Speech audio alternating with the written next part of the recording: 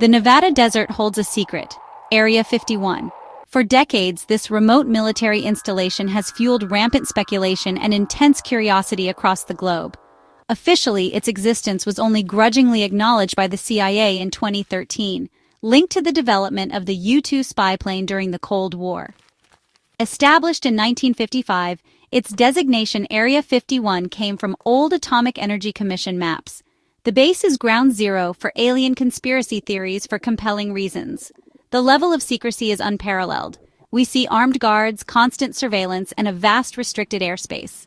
Public fascination reached a fever pitch in 2019 with the Storm Area 51 social media phenomenon. The event highlighted a global hunger for transparency regarding the mysteries locked away in the Nevada desert. In 1989, the veil of secrecy surrounding Area 51 was dramatically pierced.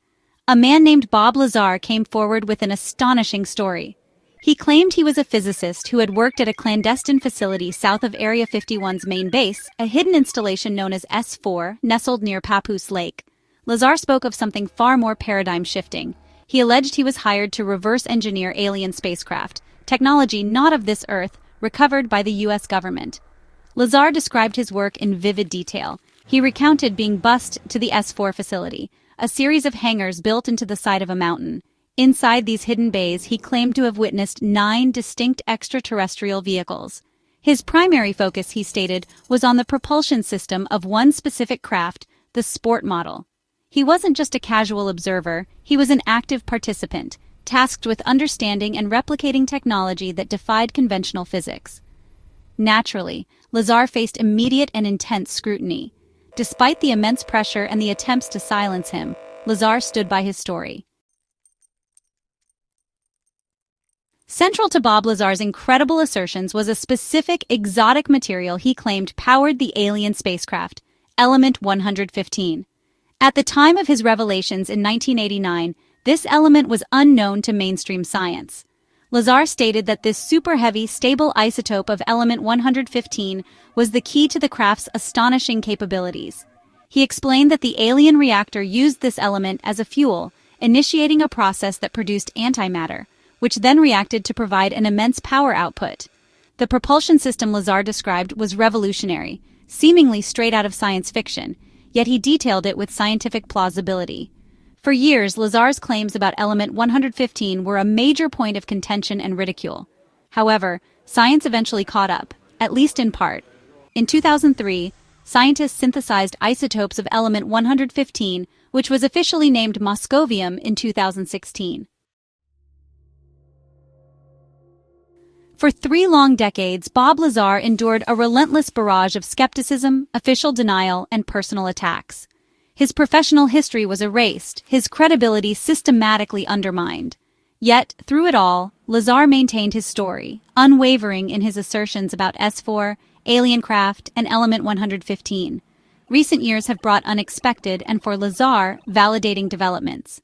In 2023, an academic paper reportedly offered scientific validation of data Lazar provided back in 1989 concerning Earth's gravitational wave frequency.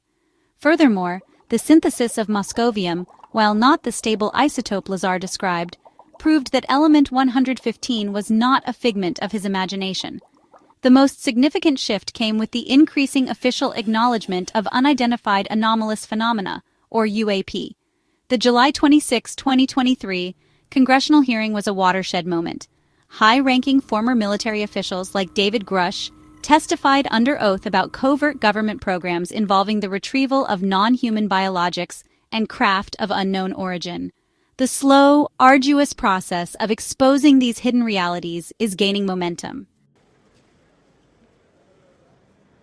The recent congressional hearings on UAPs have undeniably shifted the landscape. Bob Lazar's reaction to these events, as reported, has been one of validation. After decades of being dismissed and attacked, seeing high-level officials discuss non-human craft and government retrieval programs under oath must feel like a profound, albeit delayed, acknowledgement of the reality he described. These hearings are not just political theater.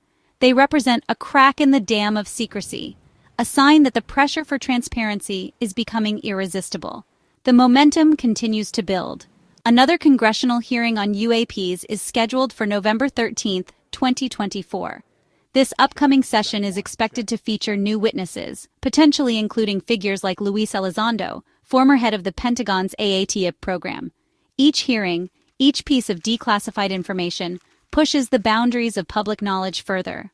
The implications of Lazar's story, increasingly supported by emerging evidence and official inquiries, are world-altering. The secrets of Area 51, once dismissed as fantasy, may soon form the bedrock of a new human reality, one where the extraordinary is no longer deniable.